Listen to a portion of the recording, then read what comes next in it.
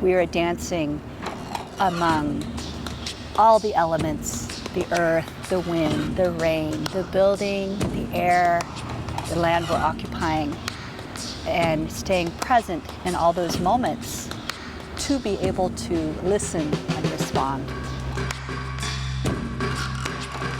The choreography is alive in that way. The choreography meets the architecture. By weaving together the practical, literal shock of, wow, that person's dancing on the side of a building.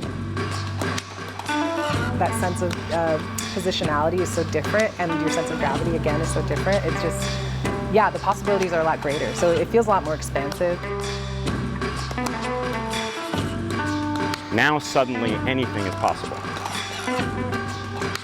It's as close to flying as I'm ever gonna get. When we talk about imagining what's possible, I mean, I can't think of any project that expands what people imagine to be possible better than Bandaloop.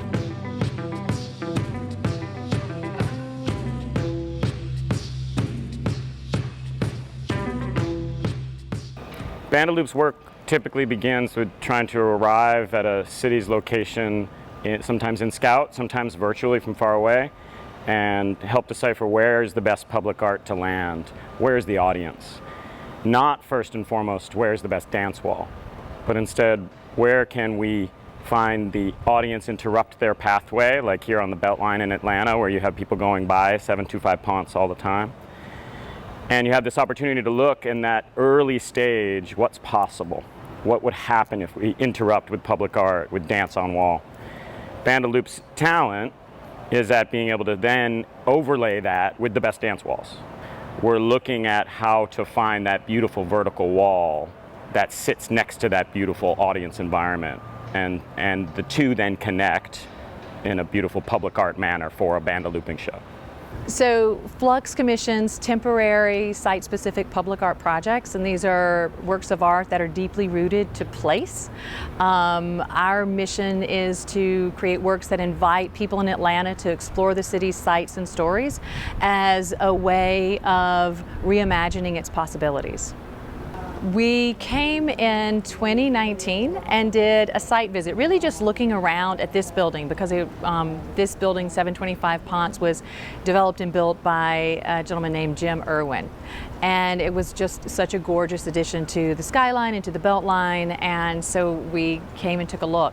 And we were literally up on this terrace in the midst of our tour, and he looked up at this wall and said, "I don't suppose you have anything for that?" And I said, "Yes, I actually do."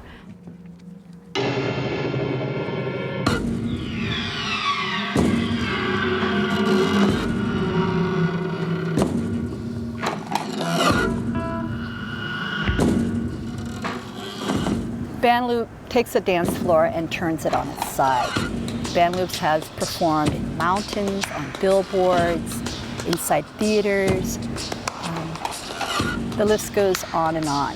So yes, we're responding to each site. Everyone in Atlanta has been so kind in welcoming us and patient as we develop what we're doing for this weekend.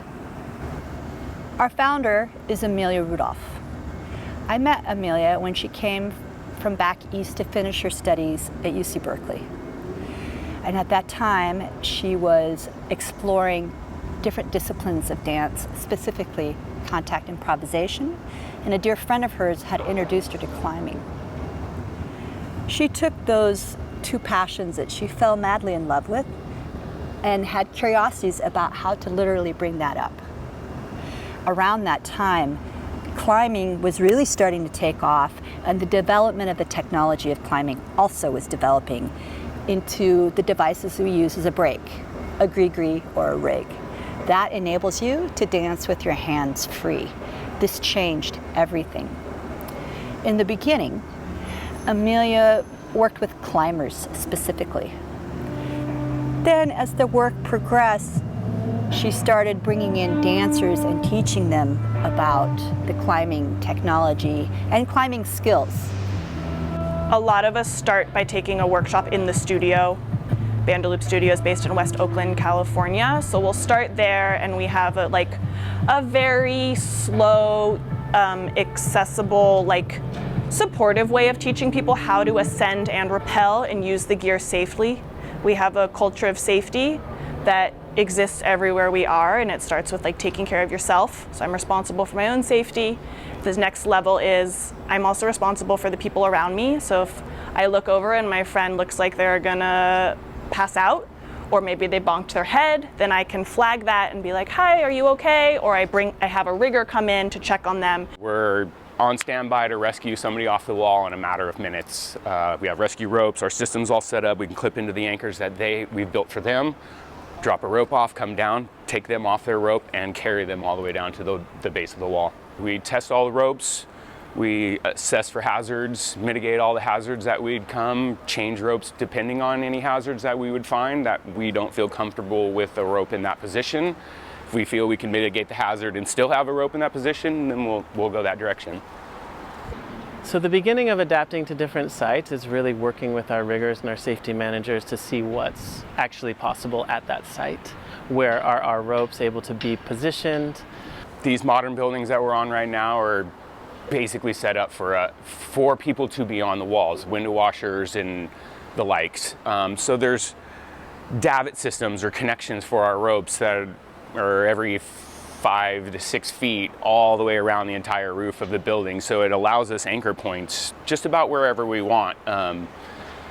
Gives us flexibility when our artistic director is like, I want a rope on this column. Like if you see in the front of this building, there's kind of these distinct columns that are runways for our dancers. And it allows us the ability to do that and not say, sorry, I can't get a rope there because I'm not going to tie into a planter box or an electrical box or some electrical wire or something crazy like that. We have to have significant strength in our anchors. And fear is a very real part of what we do. And it's very real because all of your body impulses and all your survival mechanisms in your body are telling you, like, don't go close to the edge of this building. Why are you going into space? What's happening? So we like to say, try and keep fear in the passenger seat. I love this work because I really enjoy that relationship to fear. I'm really lucky to be working with 2 dancers, Courtney and Becca, who have been in the company for almost 10 years each. So the trust, yeah, was pretty immediate because they're just so obviously skilled. And yeah, in terms of the fear, I mean, I have a fear of heights, like a lot of people. And I had to get over that really quickly with Bandaloop. Like you just can't dwell in that space if you're going to be jumping off a wall or dancing. And it's been kind of nice to work through that fear and kind of work through that psychological space by being on the wall, and now that doesn't even really scare me anymore. And it starts to feel like a very healthy relationship that helps me also understand my boundaries and my capacity, like what am I capable of. Down the river on the stone. That's why I'm looking for a better way. Feel the river deep inside my bones. Where am I drive to work alone? Watch the truck pull up to the dock. It shakes me right up to my bones. Smell the trash burn around the block. Right up to my knees. Stomach twisting to a little knot. The sun is burning on the tree. Future melts into a dot. Ow!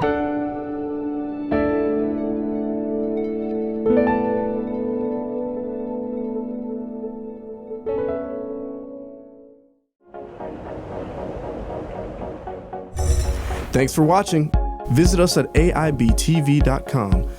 Follow us at Watch AIB TV on Instagram, Facebook, and Twitter. And subscribe to AIB Studios on YouTube.